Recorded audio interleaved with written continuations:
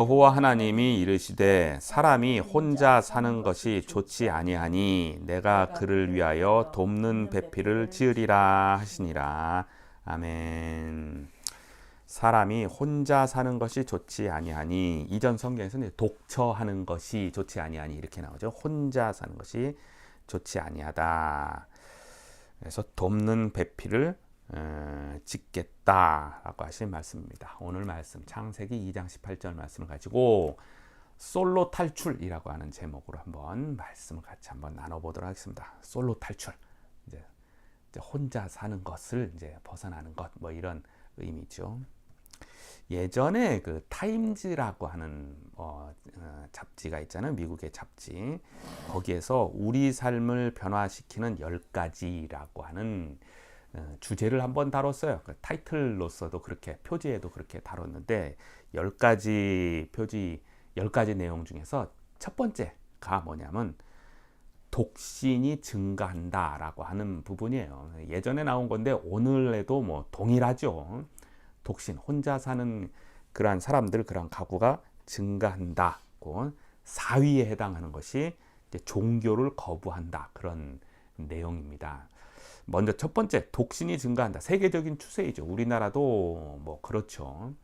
독신이 증가할 뿐만 아니라 결혼하려고 하는 적정 연령이 상당히 높아진 것 같아요. 30대 뭐 중반 전후로 해가지고 아마 결혼을 이렇게 생각하는 경우가 많이 있는 것 같습니다.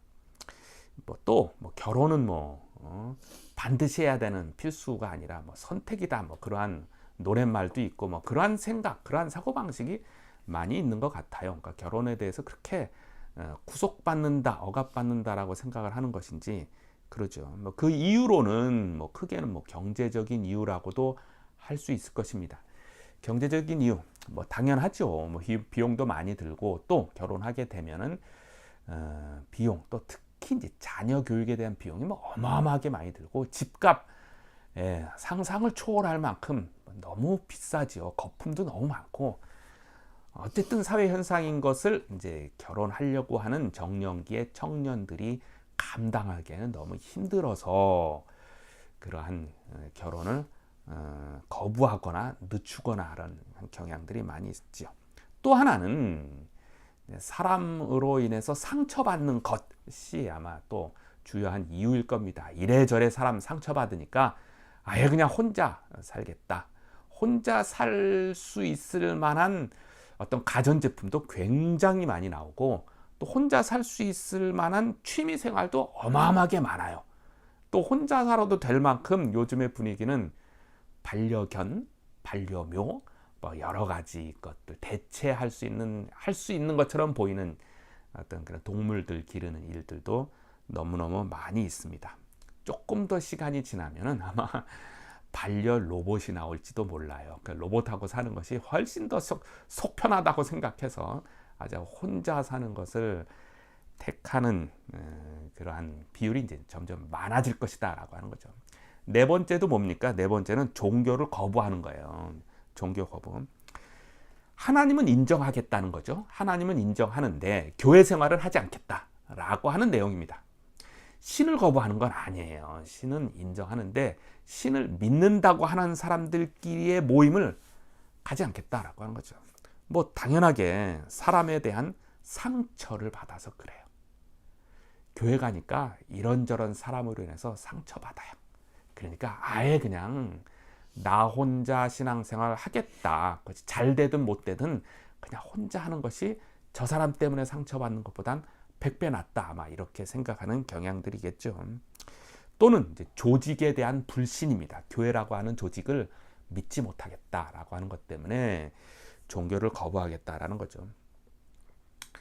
재밌는 예지만은 영국의 통계, 옛날의 통계 중에 90%의 인구 90%가 자신은 기독교인이라고 그래요.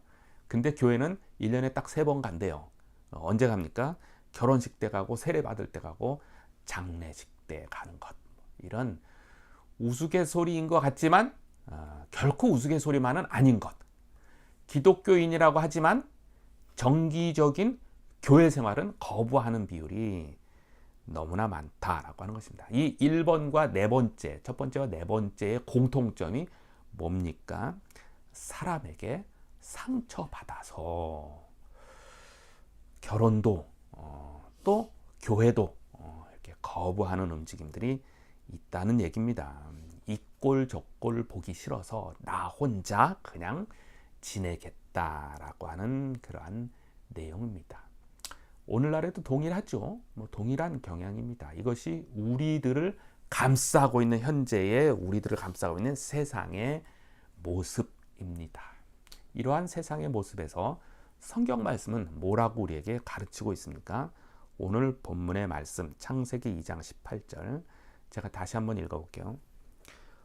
여호와 하나님이 이르시되 사람이 혼자 사는 것이 좋지 아니하니 내가 그를 위하여 돕는 배필을 지으리라 하시니라.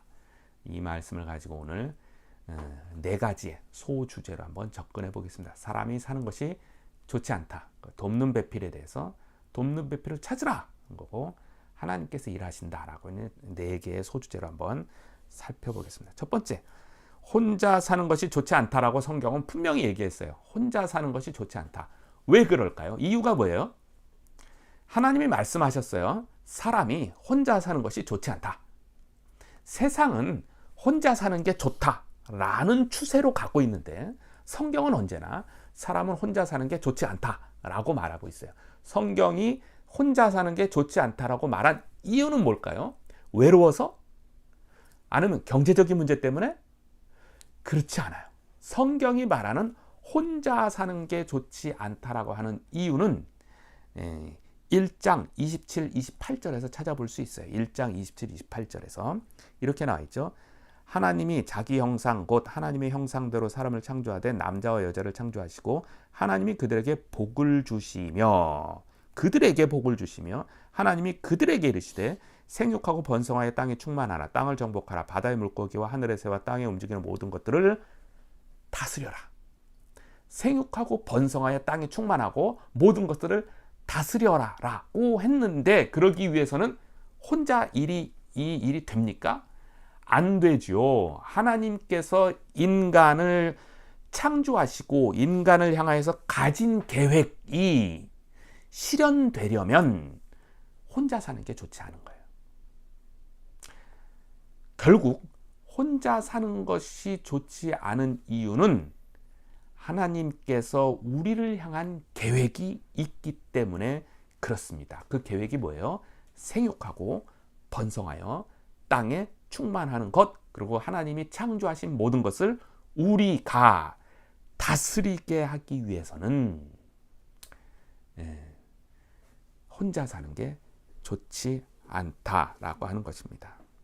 그 실행을 위해서 결혼을 해야 하고 가정을 꾸며야 되는 것이죠. 물론 독신, 혼자 사는 것이 특별한 은사에 해당돼서 가능한 일이긴 해요. 정말 하나님께서 혼자로서의 하나님 나라의 일을 시키기 위해서는 혼자 살아도 되지만 일반적인 모든 것은 결혼을 해서 가정을 꾸며서 생육하고 번성하고 하나님이 창조한 이 모든 것을 다스리도록 하는 것을 위해서 혼자 사는 게 좋지 않다.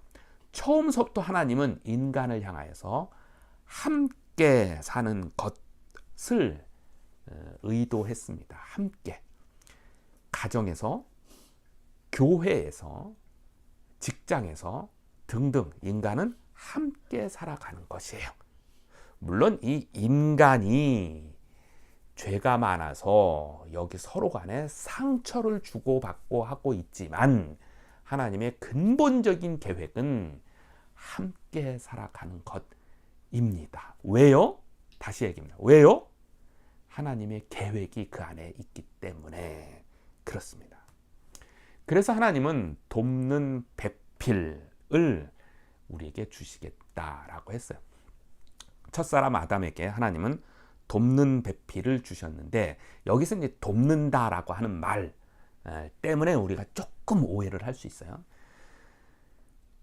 아담을 도와서 이제 하와를 하나님이 이제 만드셨는데 하와는 아담을 도와주는 존재예요. 근데 이때 돕는다라고 돕는 위치, 돕는 역할이 돕는다라고 하는 것이 그 사람보다 못해서 능력이 부족해서 조수의 역할을 하기 때문에 일까요? 여자는 남자보다 못해서 조수의 역할을 하기 위해서 지음을 받은 것일까요?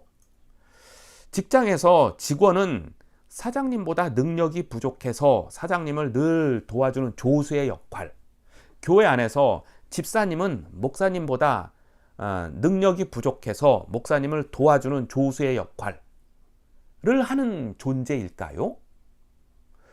이런 의식이 있으면 사람은 서로 상처를 주고받아요. 이런 의식 때문에 그래요. 상처를 주고받고, 교회에서도 괜한 상처를 주고받고, 직장에서는 물론이거니와 가정에서 부부관계, 또 부모와 자식관계, 자식은 부모보다 능력이 부족하고 못나서 부모의 말을 늘 순종해야만 하는 것일까요? 능력 부족이라고 생각하면 상처를 주고받게 됩니다. 그러면 이걸 한번 생각해 봐야 돼요. 성경에서는 몇 군데에 하나님은 우리를 도와주시는 분이라고 표현되어 있어요. 한번 읽어볼까요? 히브리서 13장 6절에 보면 주는 나를 돕는 이시니 내가 무서워하지 아니하리로다. 사람이 내게 어찌하리요? 이렇게 나와 있어요. 주는 나를 돕는 이시다. 하나님이 나보다 못해서 나를 도와주는 존재일까요? 이때 돕는다라고 하는 단어하고 창세기에 나와 있는 돕는 배필을 돕는다고 단어가 같아요. 하나님이 부족해서 나를 돕는 겁니까? 아니에요. 돕는 배필에 이때 돕는은 어떤 면에서 보면 능력자예요. 능력이 있는 사람이 도와줄 수 있어요. 마치 이런 것과 같은 거죠.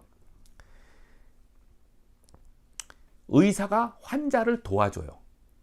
환자보다 못해서 의사가 조수 역할을 해주는 겁니까? 아니에요. 선생님이 학생을 도와줘요. 그건 선생님이 학생보다 능력이 부족해서 도와주는 겁니까? 아니에요. 오히려 돕는 자의 위치는 능력자인 것입니다. 이런 의식이 있어야 인간관계에 있어서 그나마 상처를 좀 덜 주고 덜 받게 됩니다. 이런 의식을 좀 한번 가져야 돼요. 돕는다라고 하는 것. 그래서 이런 고백을 늘 해야 되죠. 집안에서는 아내는 능력자다. 자식은 능력자다. 교회에서 집사님은 능력자다. 회사에서 직원은 능력자다. 이런 의식을 일부러라도, 그리고 그것이 맞는 말이에요, 꼭 가져야 합니다. 배필이라고 하는 용어도 역시 마찬가지입니다. 배필은 상응하는 존재라고 하는 뜻이에요. 상응하다라고 하는 말. 무슨 말이냐면, 상응하다는 남자는 머리요, 여자는 꼬리, 이런 개념이 아니고, 상응하다는 남자는 오른손이면 여자는 왼손, 남자가 왼손이면 여자는 오른손, 남자가 오른발이면 여자는 왼발, 여자가 왼발이면 여자가 오른발이면 남자는 왼발, 이러한 같은 개념의 것이 상응하다라고 하는 거예요. 톱니바퀴가 서로 이렇게 돌지요. 요 개념에 요것이 남자면 요것은 여자, 같은 톱니바퀴 돌아가는 것이 배필이라고 하는 의미고, 배필은 상응하는 자라고 하는 의미예요. 결코 능력이 부족하거나 어떤 뭔가가 모질하거나 그래서 서비스 해주는 그러한 역할의 의미가 결코 아니다라고 하는 부분이, 돕는 배필을 하나님이 아담을 위해서 지어줬다라고 하는 그런 개념입니다. 이런 개념의 돕는 배필이 있다면 얼마나 행복하겠어요. 이런 돕는 배필이 있는데 왜 혼자 살아갑니까? 왜 혼자 인생을 살아가려고 하고 혼자 일을 하려고 합니까? 그렇죠? 이 부분이 없기 때문에 우리가 상처를 받아서 혼자 해보려고 하는 것이겠죠. 교회가 서로 간에 돕는 배필로만 가득 차 있다면 왜 교회를 안 가려고 하겠어요? 가고 싶죠. 더 가고 싶죠. 돕는 배필을 찾아라. 오늘 본문 19절 20절에 이렇게 나와 있습니다. 한번 읽어보겠습니다. 19절 20절, 창세기 2장 19절 20절. 여호와 하나님이 흙으로 각종 들 짐승과 공중의 각종 새를 지으시고 아담이 무엇이라고 부르나 보시려고 그것들을 그에게로 이끌어 가시니 아담이 각 생물을 부르는 것이 곧 그 이름이 되더라. 20절 아담이 모든 가축과 공중에서 들의 짐승에게 이름을 주니라. 아담이 돕는 배필이 없으므로. 이렇게 나와요. 하나님이 아담에게 창조한 그러니까 모든 동물들, 뭐 공중의 새와 뭐 여러 가지 동물들을 다 앞을 지나가게 했어요. 이름을 지어주라고. 그러면서 무슨 의도냐면 거기서 너의 배필이 있는지 한번 찾아보라라고 하는 거예요. 그래서 한 사람이 하나씩 지나가면서 너는 사자, 뭐 너는 코끼리, 뭐 이렇게 특징에 따라서 이렇게 쭉 이름을 지어주면서 나의 배필이 누구인가라고 찾아봤는데 결론은 뭐예요? 없다예요. 창조한 동물들에게서는 아담에게 돕는 배필, 영어로 suitable helper라고 하죠. 돕는 배필이 없다라고 하는 것입니다. 찾을 수가 없습니다. 상응하는 자, 나와 상응하는 자는 창조물에서 찾아볼 수가 없습니다. 그래서 하나님께서 일을 하십니다. 무슨 일을 하십니까?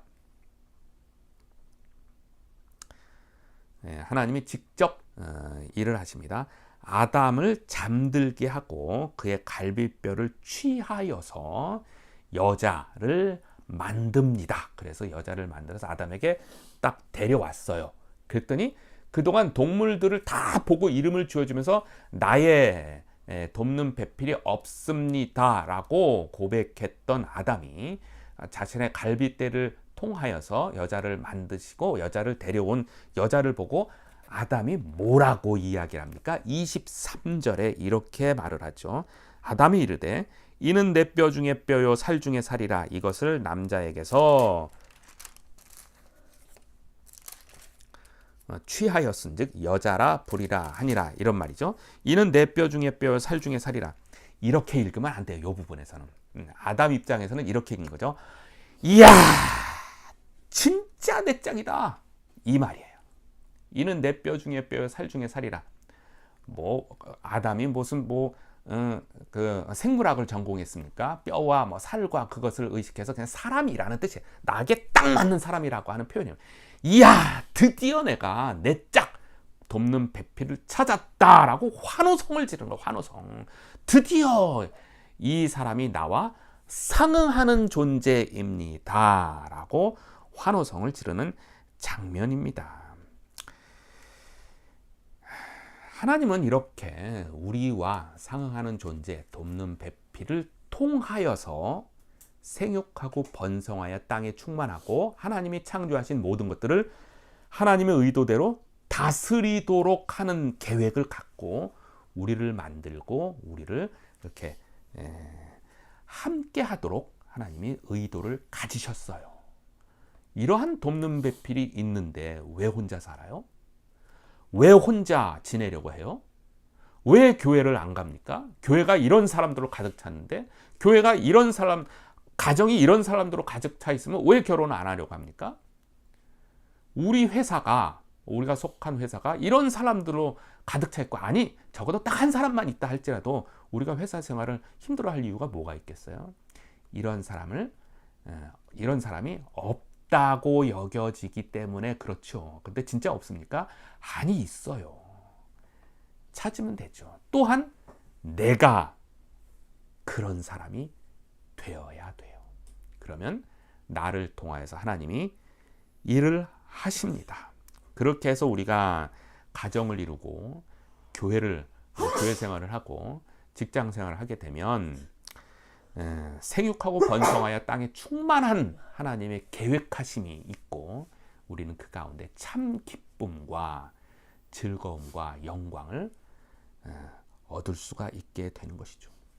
비록 이 세상이 인간 상처로 인해서 충만하다 할지라도 과거나 지금이나 미래나 이 부분은 변하지 않을 거예요. 인간 세상에서는 서로 상처 주고 받는 일들이 가득해요. 그러면은 그 가운데에 우리가 피해서 숨어서 살아야 되겠습니까? 그 수는 없잖아요. 하나님의 계획이 있는데 그 인간 상처가 가득한 세상 한복판에서도 솔로로서의 삶을 살지 마시고 하나님의 계획하심이 있으니까 돕는 배필을 찾고 또 내가 그러한 돕는 배필이 되어야 되고, 그러면 풍성한 우리의 삶, 은혜로운 삶이 되리라 믿습니다. 최근에 드라마에서 한 대사가 이런 게 있는데 그거 참 기억이 돼요. 한 노인이 이런 얘기를 하죠. 노인이 되면 누가 밥 같이 먹자 하는 말이 그렇게 반갑더라. 이 말이에요. 노인이 되면 솔로의 삶 싫어도 하게 되죠. 누가 찾아주지 않아요. 누가 불러주지 않아요. 쓸쓸해요. 외로워요. 젊어서 솔로를 그렇게 해보려고 했는데 노인 되면 하기 싫어도 하게 돼요. 젊어서 힘이 있을 때 더욱더 내 삶을 솔로가 아닌 솔로를 탈출해서 하나님의 영광을 드러내기 위해서 생육하고 번성하여 땅이 충만하라 라고 하신 하나님의 말씀을 이루기 위해서 함께 가정생활, 교회생활, 직장생활 함께 그렇게 하기를 주의 이름으로 축원합니다. 그 안에 하나님의 계획이 함께 할 줄로 믿습니다. 같이 기도하겠습니다. 하나님 아버지, 2023년이 시작이 되었습니다. 세상의 많은 곳곳에서 인간들이 서로 상처를 주고받고 하는 그러한 일들이 많이 있습니다. 그래서 혼자 살려고 하고 또 교회 생활이 힘들어서 혼자 신앙생활을 하려고 하는 그러한 경향들이 참 많이 있습니다. 그러나 그 가운데 하나님께서는 우리에게 혼자 사는 것이 좋지 아니하고 함께 하기를 또 말씀하신 줄로 믿습니다. 생육하고 번성하여 땅에 충만하고 하나님이 창조한 모든 것을 다스리도록 하기 위해서인 줄로 믿습니다. 하나님, 돕는 배필을 허락하여 주옵소서. 또 내가 돕는 배필의 인생을 그리 살아가도록 하겠습니다. 그 가운데 은혜를 부어 주옵소서.